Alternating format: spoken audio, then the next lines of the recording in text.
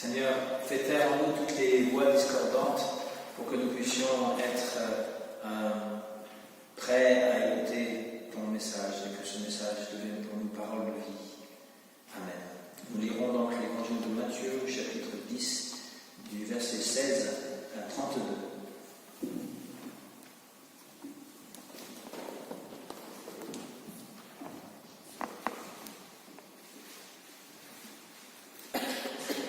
Voici, je vous envoie comme des brebis au milieu des loups.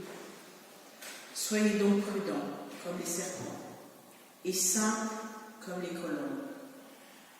Mettez-vous en garde contre les hommes, car ils vous livreront aux tribunaux et ils vous battront de verges dans leurs synagogues. Vous serez menés, à cause de moi, devant des gouverneurs et devant des rois, pour servir de témoignage à eux et aux païens. Mais, quand on vous livrera, ne vous inquiétez ni de la manière dont vous parlerez, ni de ce que vous direz. Ce que vous aurez à dire vous sera donné à l'heure même, car ce n'est pas vous qui parlerez, c'est l'Esprit de votre Père qui parlera en vous. Le frère livrera son frère à la mort, et le père son enfant. Les enfants se soulèveront contre leurs parents, et les feront mourir. Vous serez haïs de tous à cause de mon nom, mais celui qui persévérera jusqu'à la fin sera sauvé. Quand on vous persécutera dans une ville, fuyez dans une autre. Je vous le dis en vérité, vous n'aurez pas achevé de parcourir les villes d'Israël que le Fils de l'homme sera venu. Le disciple n'est pas plus que le maître, ni le serviteur plus que son Seigneur. Il suffit au disciple d'être traité comme son maître et au serviteur comme son Seigneur. S'ils ont appelé le maître de la maison Belzébul, à combien plus forte raison appelleront-ils ainsi les gens de sa maison?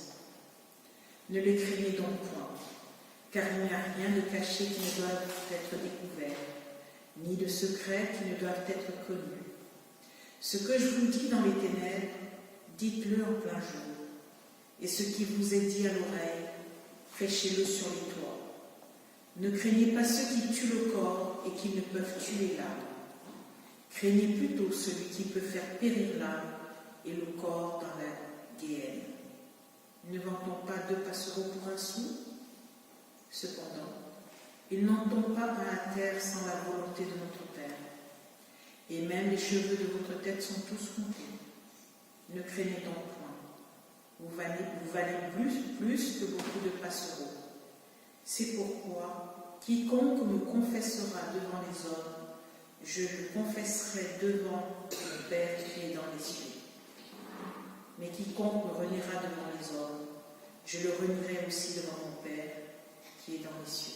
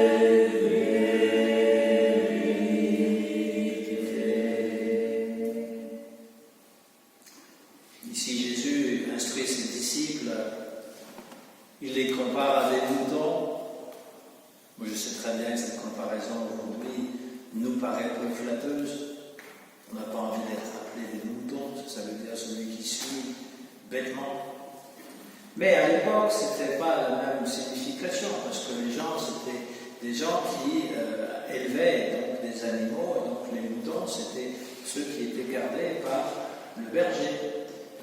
Et les loups, évidemment, menaçaient les moutons.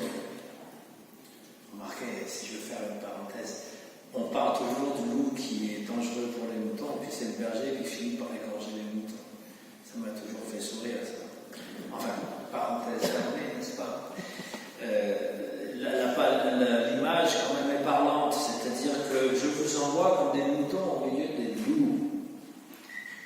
Et il avait déjà fait allusion à ces loups et les moutons, Jésus, dans le sermon sur la montagne. Il disait qu'il y avait des faux prophètes, ceux qui s'habillaient avec un manteau de mouton, mais qui sont des loups à l'intérieur. Et donc, des gens qui prétendent être ce qu'ils ne sont pas.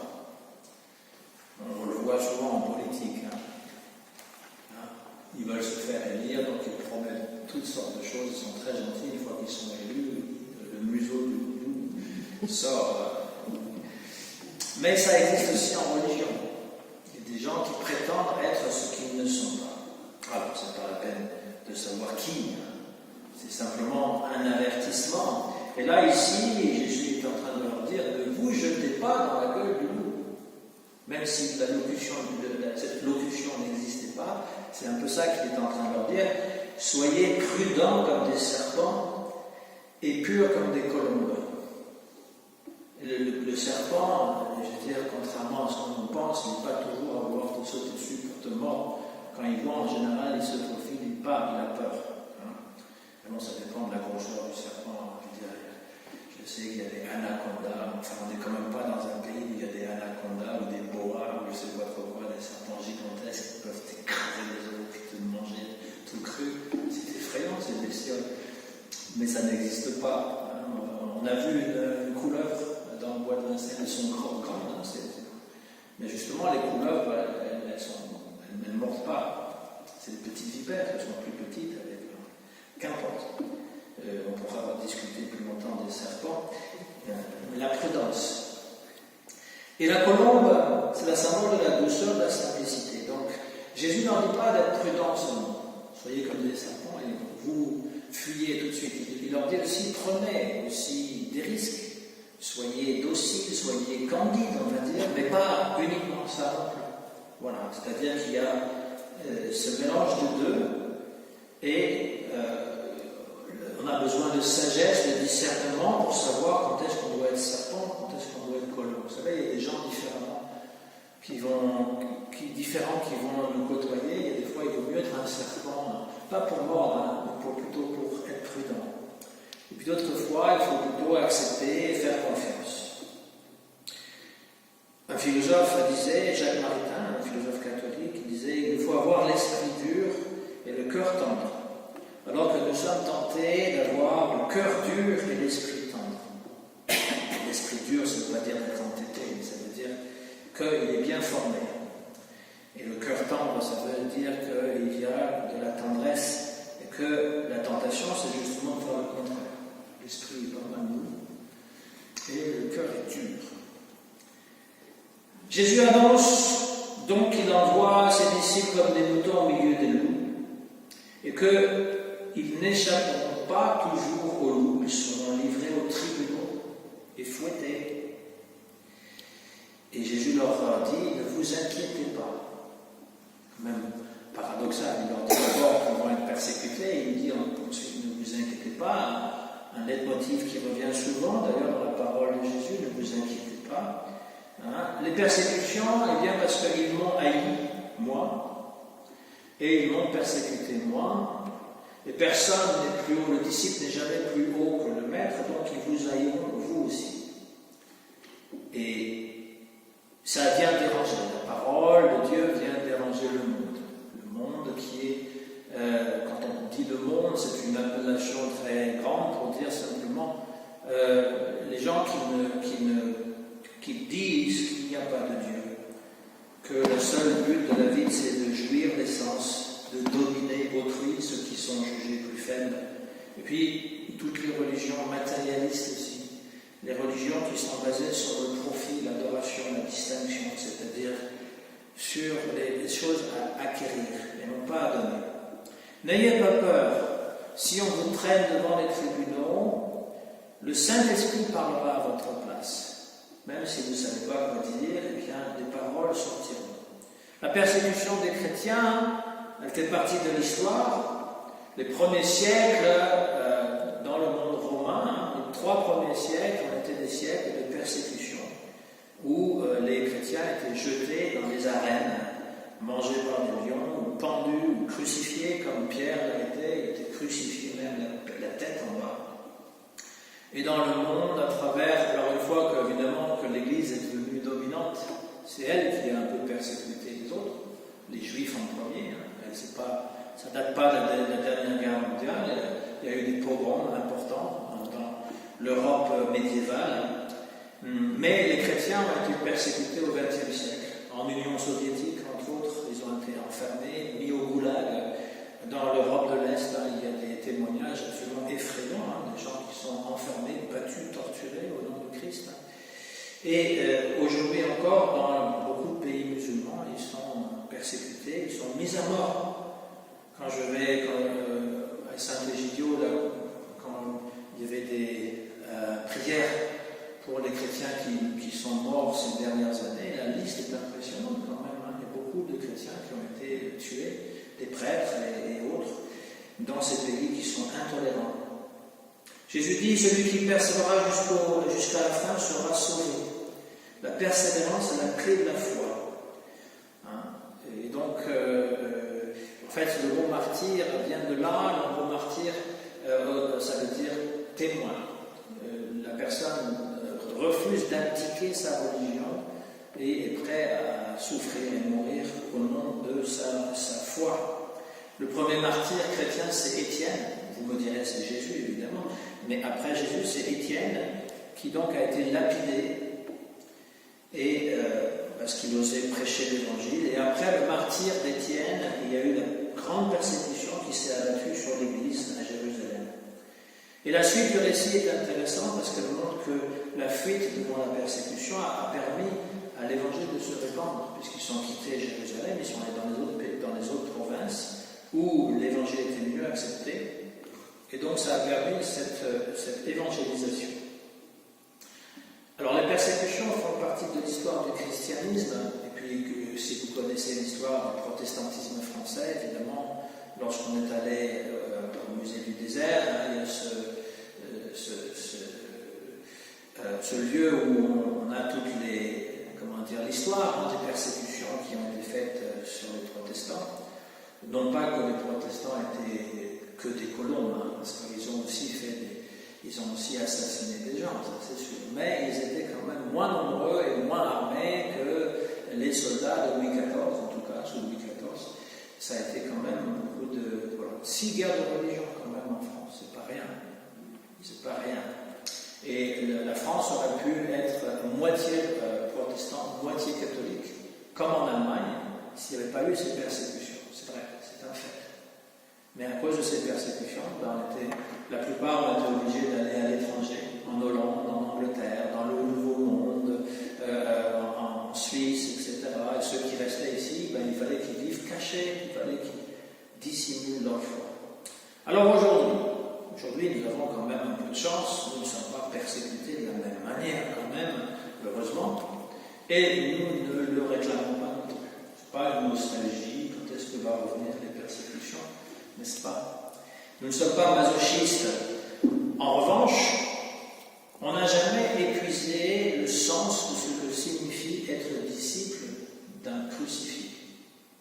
Parce que quand même, dans l'histoire des religions, la plupart des maîtres, Bouddha, Mohammed, c'est des chefs spirituels ou même de guerre comme Mohammed, et ils ont eu des problèmes aussi, mais ils n'ont pas été flagellés, enfermés, crucifiés, abandonnés. C'est quand même particulier d'être des gens qui suivent un Messie crucifié. Et donc, dans la société séculière qui est la nôtre, même si nous ne sommes pas persécutés, on doit constater que les mots Christ et chrétien sont presque devenus des menaces. La religion, pour la plupart des gens, qui ne sont pas pratiquants, qui ne sont pas croyants, eh bien tout est confondu. Que ce soit musulmans, les chrétiens, c'est tous des gens dangereux. Terrorisme, obscurantisme, ou encore superstition. Jésus dit, s'ils ont appelé le maître Belzéboul, à combien plus forte raison agiront-ils envers les gens de leur maison? Ce qui veut dire, si on traite le maître, si moi-même, dit Jésus, on me traite de démoniaque, eh bien, ne pensez pas que vous serez accepté par les gens. Mais Jésus réitère son avertissement, plutôt sa consolation, ne les craignez pas. Ne les craignez pas. Rappel, de ne pas avoir peur.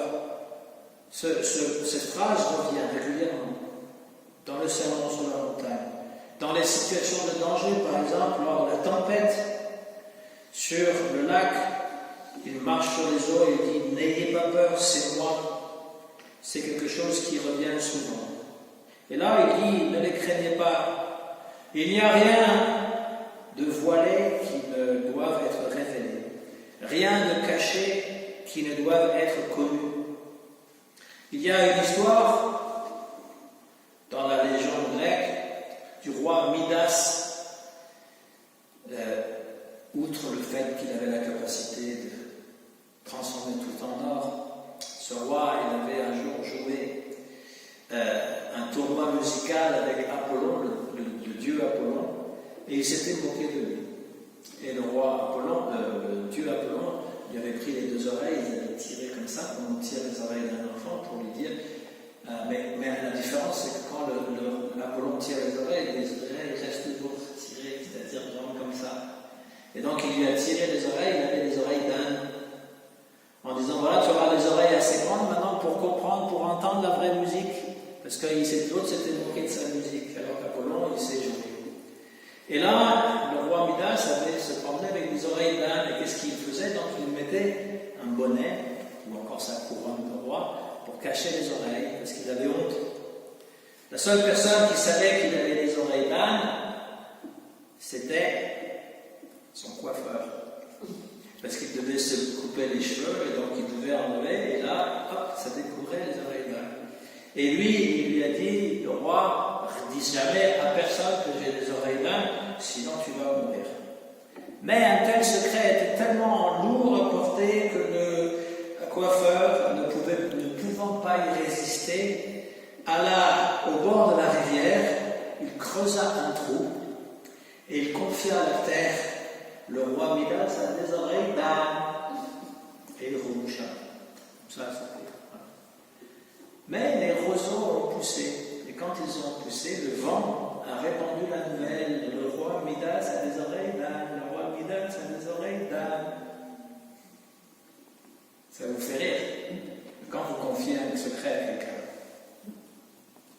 vous êtes surpris que ça revienne par quelqu'un qui te l'a dit. Personne ne le sait, parce que, en fait, la personne à qui vous l'avez confié ne l'a pas vraiment confié. Il l'a dit d'une autre manière, mais ça a quand même été compris.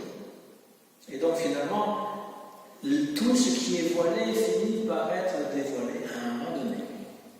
Donc, les exactions qui ont été faites contre les chrétiens finissent aussi par être dévoilées, et aussi, en contrepartie, les choses bonnes que nous faisons seront aussi dévoilées. Et donc cet évangile qui a été donné, il n'est pas fait pour être gardé dans l'intérieur de soi, il est allé pour qu'on puisse le dévoiler partout. Alors que les œuvres des ténèbres n'aspirent qu'à rester dans les ténèbres, Jésus dit d'aller crier sur les toits cette vérité, de ne pas le garder. Ce n'est pas en public, pas personnel, il faut le donner en plein jour et d'aller le dire sur tous les toits. Changer radicalement car le règne des cieux s'est approché. Il faut pouvoir comprendre que cet évangile nous met en route. Et donc, ne pas avoir peur qu'il y aura des oppositions, mais en fait, la parole finira toujours par triompher. Ou encore, la lumière finira toujours par triompher des ténèbres. Chaque matin, il y a à nouveau la lumière. Ou encore, ça c'est sur le motto. C'est en fait la sagesse, on va dire, qui est inscrite sous le drapeau de l'Inde, que la vérité triomphera toujours. Ça vient des Upanishads, ils ont pris ça, ils ont gardé. Satyane Vajayate, et la vérité triomphera toujours. C'est intéressant parce qu'on retrouve ça dans toutes les cultures. Que le mal, les ténèbres, le mensonge ne peuvent pas tuer. À un moment donné, viennent des choses qui sont réelles. Donc c'est ce que Jésus est en train de dire. Et puis il conclut en fait ses recommandations à ses disciples que, en en disant que Dieu connaît chaque cheveu de votre tête, tout est compté. Je comprends les gens qui se rasent la tête, comme ça c'est plus simple, ils n'ont pas de cheveux à compter, donc voilà.